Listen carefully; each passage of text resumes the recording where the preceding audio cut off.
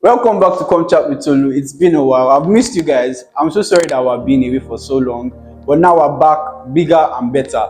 So, you know the vibe, real conversations, unscripted conversations. Let's dive right into it.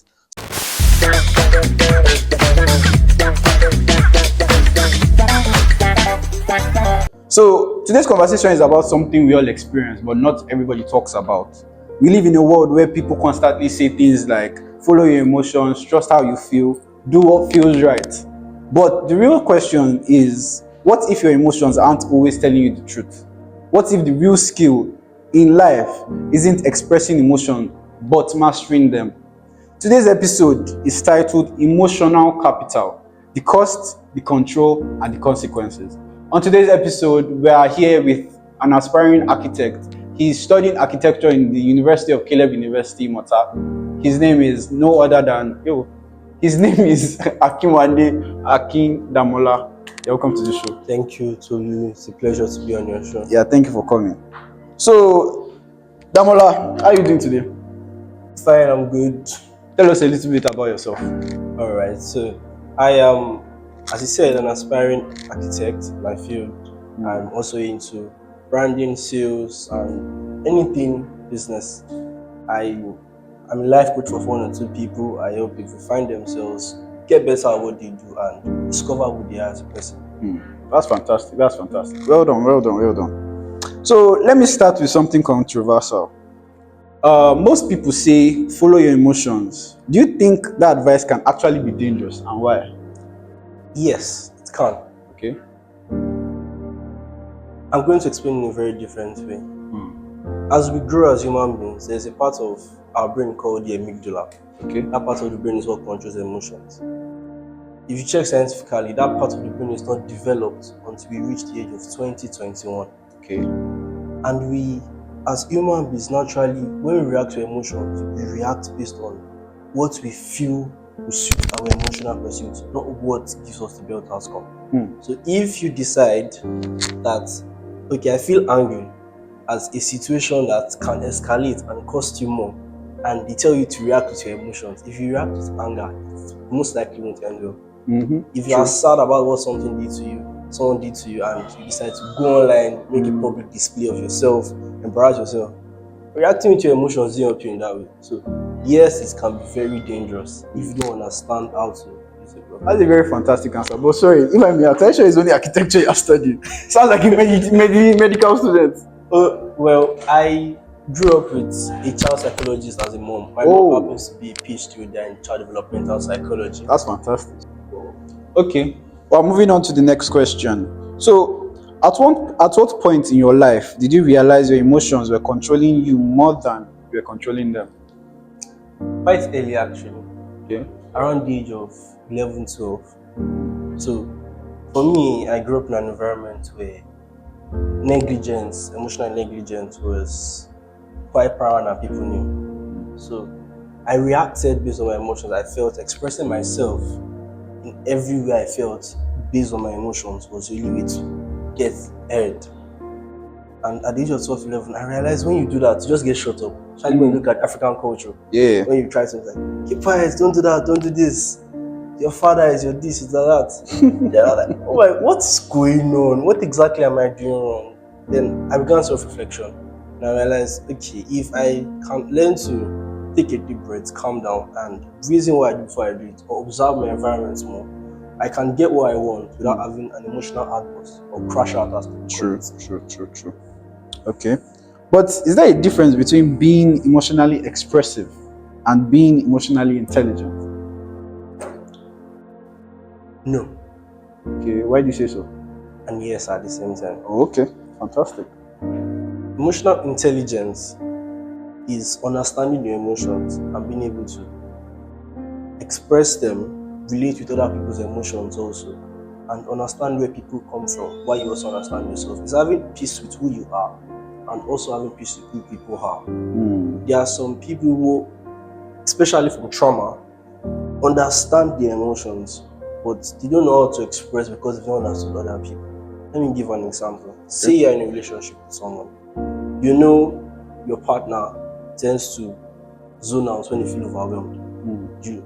enjoy communication. You want to communicate because you know that's how to thrive, whatever you do. Now, because you already know your partner is going to shut off, instead of giving your partner the space to sometimes reboot, come back to themselves, staying. So, just why are you doing this? You have to communicate this, that. To some people, that's expressing who you are. But you never really understood who your partner was from that level because you really understood yourself, not that person. We're more self-aware than environmental awareness. So in that way, you've expressed, but you've not expressed the right way.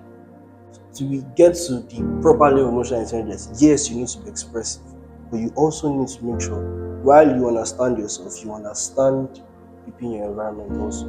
Then you can actually say you are emotionally intelligent. Fantastic. That's fantastic. That's a lot, but that's fantastic.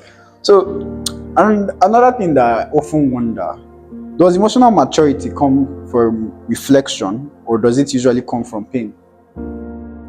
The end product of emotional maturity ends with reflection. But unfortunately, in the climate that we are as the African setting, there's a level of pain that leads people to begin to reflect. On a normal day in a proper household, once you can take time to reflect on why does this happen, why does that happen, you get yourself. But for you to decide to say why does this happen, something must have gone wrong. Do you understand? I feel. Okay, let's talk about growth. When you were younger now, what emotions did you misunderstand the most? Was it anger, jealousy, or attachment? Anger and attachment. Okay. I decided to go on my emotional maturity journey around the age of 12, 13. I know that's kind of young. My mom was a child psychologist, like I said earlier, and she used to call out my emotional flaws when I do them. I tend to outburst a lot because I felt closed up. I have a younger brother who is even doing that same thing now because he cannot express himself too. So misunderstanding anger was one of the very strong things. It was when I understood that you can express yourself without using anger. Now I've gotten to a level where I have people anger like, don't you get angry? In fact, someone like, I want you to get angry. Yeah. You don't have to be angry to express frustration. You don't have to have an outburst. All you need to do is, I don't sit well with this. How does this make me feel? I feel this way. How does this make this person feel? I say, how can I get to a solution for myself and the people around me? Now, for attachment, we also in this same technique that we live. Before I answer that question, I need to state out something that in the environment that we currently live, we have almost 60% of the young youths who suffer from trauma and cannot function well in society. It's a really sad thing. And as I've also told myself that as I grow on, I'm going to start a movement where people who are suffering from that kind of thing can find a space to voice out themselves. And we also create movements where we help the next generation of leaders and parents not reflect or recycle that pain into the next generation. Now to the other question, attachment. Most of us believe attachment is, oh, we live in the same house. Once I do this for you, you automatically have affection for me. Or I tell you good morning today, tomorrow I can offend you. I'm like, get over it. It's your sibling, it's your uncle, it's your father. And in that, which that is not attachment, that is obligated relationship. To truly attach, there has to be a level of connection. There has to be vulnerability involved. If no party is ready to be vulnerable enough so that the other party can let themselves in, you don't really know how to attach, which is what a lot of us didn't learn early. So trying to relate with your siblings, your parents, your extended family, friends, we didn't learn how to really attach, which sometimes makes us have unnecessary fights. Okay. Damola, let me go away from all this kini now. Have you ever been in a relationship before? Yes. Why did you think twice? Okay, you have. Now, there are times in a relationship where you just have a burst of emotions, you understand? Now, you can be feeling moody. Now, women now, when it's their time of the month, they feel more emotional, you understand? They get angry easier, they feel loved easier, that kind of thing. So, as a man that you are now, if you are going through one of those moments, because we all have that emotional outburst once in a while, how do you feel that, let's say your woman makes you angry now, how do you feel is the best way to go about that? Like she does something that just that normally you take. But at that point in time, you're really like going through it, and like you're just bam, you just get angry. What is your next step? How do you suggest somebody with anger management issues should go through it? Now, you asked two questions you want. You said someone anger management issues, how I do it. Okay, yeah. So I'll answer for myself. Okay. Then someone with anger management issues. So if it was me, first thing I do is I go sign up for a second or two. What that does is I'm putting myself on break. I'm curbing the outbursts. Then analyze those few seconds. The next thing is I call out, I identify what is going on. It is a very strong trick. When you are in a very heated situation where you can take a second or two to identify what emotions are actually being portrayed here, what is actually the problem. So the first thing I know is I'm upset about what she did. She's doing this because she feels this way. Right now, she's heightened and irritated by things that are around her. She might not mean it in that level, but I also feel this way. So that has gone through my head. Now my reply is, right now I am not really in a good mood, and I can tell that for some reasons or two you feel this way. So if you need space or time to get yourself, I will give you the space. If you want to talk about it, I'm ready to talk. But I felt this way about what you did. I'm expressing how I feel to her, so you know that this thing that you did made me feel this way. If I don't tell you, you don't know you have done this wrong, then I just keep it inside, and if you pile that up over time, it becomes a problem. So the simple answer that you just said is communication. Yes. Proper communication. Now, that thing, communication, most people in this generation don't understand. They just feel, oh, you're emotionally unintelligent, you do not know how to love me properly. But if there's a problem and you communicate properly, I feel like your relationship will be way easier than it is.